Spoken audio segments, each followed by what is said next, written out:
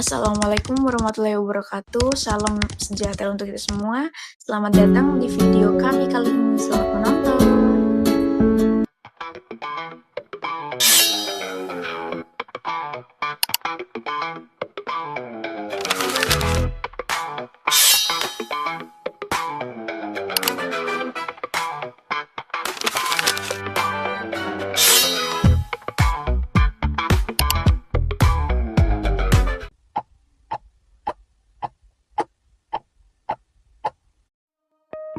Di sini kami akan membahas dengan tema probabilitas. Langsung saja ke materi yang pertama, konsep dasar probabilitas. Definisi dan fungsi. Probabilitas adalah angka atau bersifat kuantitatif yang mengukur seberapa besar peluang suatu kejadian terjadi. Probabilitas digunakan untuk mengatasi ketidakpastian karena tidak semua peristiwa dapat diprediksi secara pasti. Adapun contohnya itu yang pertama, probabilitas hujan. Ada kemungkinan hujan itu turun 60% dan kemungkinan juga itu tidak turun. Yang kedua ada probabilitas diterima.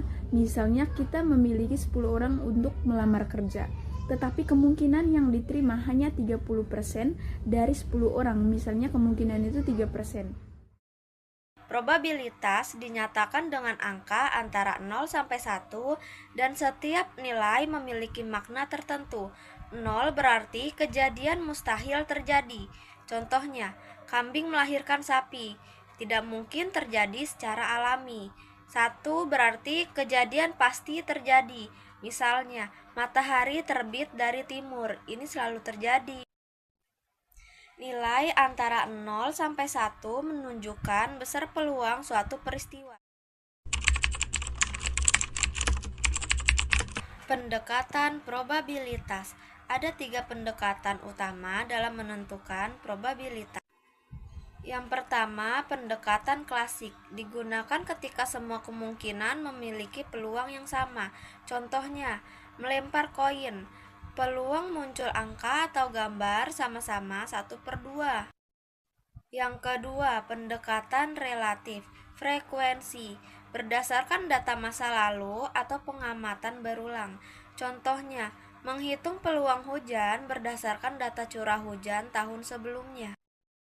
Dan yang ketiga, subjektif, berdasarkan penilaian, opini, atau intuisi seseorang tanpa perhitungan data. Contohnya, seorang ahli memperkirakan peluang suatu tim memenangkan pertandingan. Pendekatan ini membantu kita memilih metode perhitungan probabilitas yang paling sesuai dengan situasi yang dihadapi. Ruang sampel atau sample space. Ruang sampel adalah himpunan semua hasil yang mungkin dari suatu percobaan. Contohnya, lempar 2 koin, kemungkinan hasil bisa gambar-gambar atau gambar angka atau angka gambar atau angka-angka. Selanjutnya, Asep menghitung probabilitas. Rumus dasarnya P A sama dengan N per M. Selanjutnya komplemen, P A tidak terjadi sama dengan 1 min PA. Selanjutnya probabilitas sama dengan kejadian diinginkan dibagi total kemungkinan.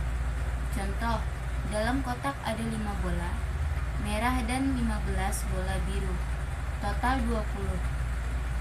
Peluang ambil bola merah sama dengan 5/20 sama dengan 0,25.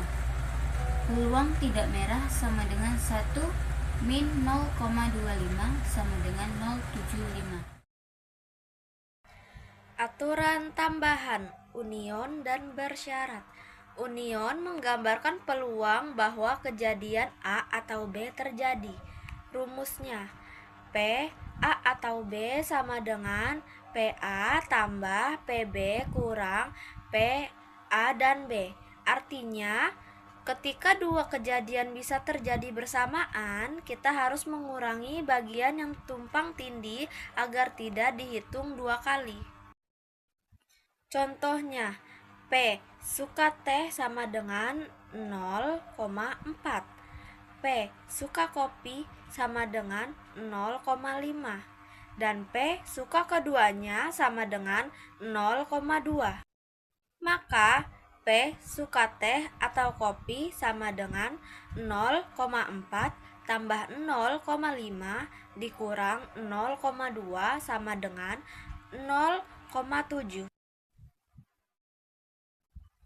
Probabilitas bersyarat. Probabilitas bersyarat adalah peluang suatu kejadian A terjadi dengan syarat kejadian B sudah terjadi lebih dahulu. Rumusnya, P A per B sama dengan P A dan B per P B. Contohnya, dari 40 pencipta kopi, 25 diantaranya juga suka teh. Berarti P teh per kopi sama dengan 25 per 40 sama dengan 0,625. Artinya, jika seseorang sudah diketahui suka kopi, peluang mereka juga suka teh adalah 62,5%. Manfaat probabilitas ada 3. Yang pertama, membantu pengambilan keputusan yang tepat karena probabilitas memberikan angka peluang.